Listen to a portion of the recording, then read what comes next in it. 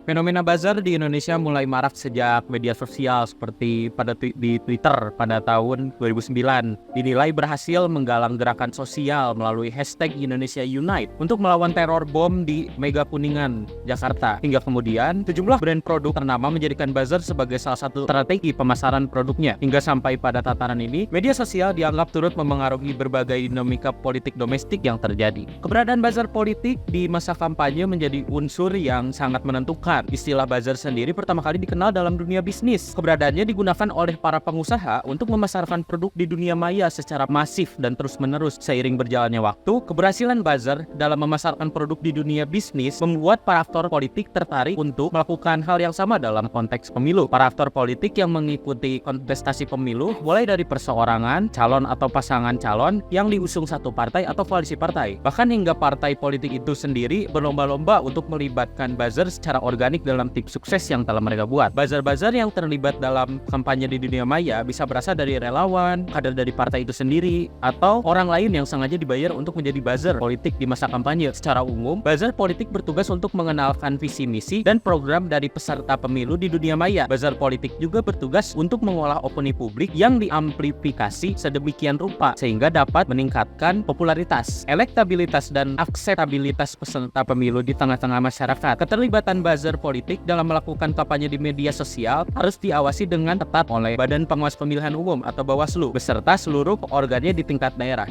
Pemakaian istilah buzzer di media sosial saat pemilihan kepala daerah atau pilkada maupun saat pemilihan umum berlangsung cenderung diidentikan dengan penggunaan strategi kampanye negatif sehingga membuat istilah tersebut terkesan negatif di masyarakat. Nah, dalam pilkada dan pemilu, banyak sekali calon kandidat yang menggunakan jasa buzzer ini dan bahkan berorganisasi ataupun sudah menyatu dalam satu tim suksesnya mereka. Dan tak jarang juga, tim buzzer sendiri itu merupakan salah satu dari kader partai politik tertentu. Dan buzzer merupakan salah satu ujung tombak kesuksesan dari seorang calon kepala daerah ataupun calon legislatif lainnya dalam proses pemilihan berlangsung karena tidak hanya memiliki fungsi sebagai marketing politik saja, namun mereka dapat melakukan hal-hal yang negatif yang lainnya seperti merugikan calon lain dengan menyebarkan hoax tertentu dan juga termasuk menyerang dengan ujaran kebencian dalam berbentuk apapun. Nah, sebaliknya mereka juga melakukan pembelaan terhadap salah satu pasangan calon yang didukungnya. Keberadaan buzzer ini membuat asosiasi pemilu semakin panas dan membuat polarisasi di antara para pendukung calon. Buzzer itu seringkali menyebarkan narasi-narasi yang secara cermat untuk mendukung pasangan calon mereka. Nah, kasus buzzer dalam pemilu ini menjadi tantangan dan dampak besar bagi media sosial dalam proses demokrasi Indonesia. Masih ingat Pilkada 2017? Nah, pada saat itu aksi buzzer dari masing-masing pasangan calon itu getol untuk membuat narasi-narasi yang dapat meningkatkan elektabilitas dari para calon gubernur dan wakil gubernurnya. Saat ketua partai menetapkan bahwa Harimurto dan juga Sotiana yang diusung oleh Partai Demokrat dan juga Basuki Cahayapurnama dan juga Jarot yang diusung oleh Partai PDI serta Anies Baswedan dan juga Sandiaga Uno yang diusung oleh Partai Gerindra.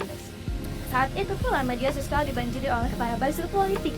Sejarah mencatat bahwa Pilkada DKI 2017 itu paling besar dan juga paling menyisakan hati di antara para pendukung calon. Sejarah mencatat bahwa Pilkada DKI 2017 itu paling besar dan juga menyisakan sakit hati di antara para pendukung pasangan calon tersebut.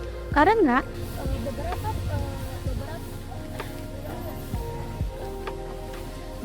pihak juga menilai bahwa Pilkada DKI 2017 itu sempat memanas dan dikaitkan dengan kasus-kasus yang menjerat gubernur yang aktif DKI Jakarta, yaitu Basuki Cahayapurnama atau Ahok, yang perhelatan demokrasi itu menonjolkan perbedaan kelompok di antara mayoritas dan juga minoritas.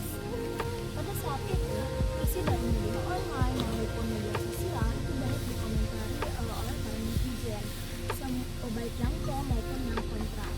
Namun tema komentar yang paling dominan yaitu mengarah pada kebencian agama dan juga SARA yang ditujukan kepada Ahok. Di seluruh media sosial ini juga dikomentari para netizen yang mengandung kalimat marginalisasi dan juga prasangka seperti ujaran kebencian dan juga dengan kata-kata ataupun kalimat-kalimat yang tidak senonoh seperti Cina, kafir, jamban, bodoh, dan lain-lain. Nah, kerja buzzer di masa ini itu menjadi cukup berhasil gitu karena hanya sekali saja memposting sebuah informasi tentang salah satu pasangan calon dari gubernur maupun wakil gubernur itu langsung dia kerja. Pada saat itu kerja buzzer itu dinilai cukup berhasil karena hanya sekali memproses sebuah informasi tentang salah satu dari calon pasangan gubernur maupun wakil gubernur itu melalui media sosial kemudian akan ditanggapi riuh oleh para netizen baik yang pro maupun yang kontra. Salah satu dampak negatif buzzer adalah menurunnya tingkat kepercayaan masyarakat terhadap media sosial. Karena informasi yang disebarluaskan oleh buzzer ini dapat diketahui sebagai bagian dari kampanye politik. Hal ini dapat menyebabkan tingkat kepercayaan masyarakat menurun terhadap media sosial sebagai informasi yang dapat dipercaya. Tidak hanya itu, informasi yang disebarluaskan oleh buzzer ini dapat menyebarkan informasi hoax atau berita palsu terkait calon pemimpin yang sedang berkompetisi. Selain itu juga dapat mempengaruhi opini dan persepsi masyarakat tentang calon pemimpin yang sedang berkompetisi dan juga mengancam integritas demokrasi serta kebebasan berpendapat. Terlebih lagi, buzzer bisa membuat masyarakat tidak peduli dengan informasi yang sebenarnya. Buzzer dapat mengalihkan isu-isu penting ke dalam isu-isu remeh yang tidak terkait dengan konteks pemilu. Hal ini dapat menyebabkan masyarakat kurang memperhatikan informasi yang penting dan tidak fokus pada calon pemimpin yang memiliki integritas dan kapasitas yang sesuai. Oleh karena itu, kita sebagai masyarakat harus bisa memahami dan juga harus kritis terhadap pengaruh buzzer dalam pemilu. Setelah kita mengetahui bagaimana definisi buzzer, peran buzzer, dan juga dampaknya, kita juga harus mengetahui bagaimana pencegahan buzzer di Indonesia. Wakil Ketua Umum Asosiasi Media Cyber Indonesia atau AMSI, Suarjono mengatakan literasi digital publik sangat diperlukan dalam merespon melimpah ruangnya informasi yang ada di media sosial, terutama serangan informasi dari buzzer atau pendengung yang memiliki tujuan negatif. Buzzer politik memiliki agenda tertentu seperti kampanye politik, menyesatkan, hingga menyampaikan konten negatif lainnya. Buzzer seperti inilah yang dinilainya berbahaya untuk publik. Literasi digital publik ini mempengaruhi bagaimana melawan narasi-narasi negatif dari buzzer di media sosial.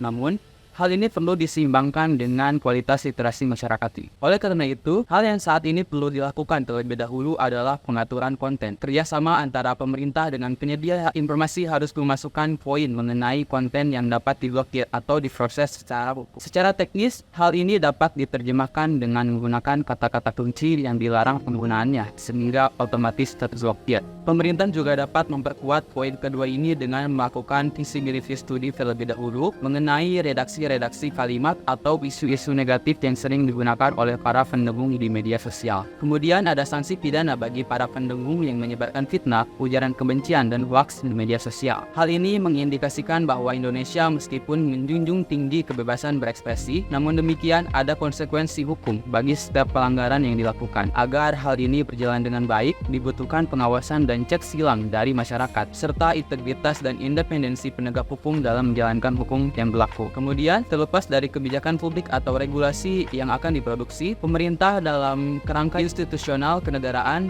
disarankan untuk tidak memanfaatkan jasa pendamping politik.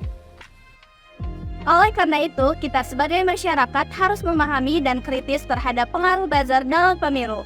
Maka dari itu, saling sebelum sharing.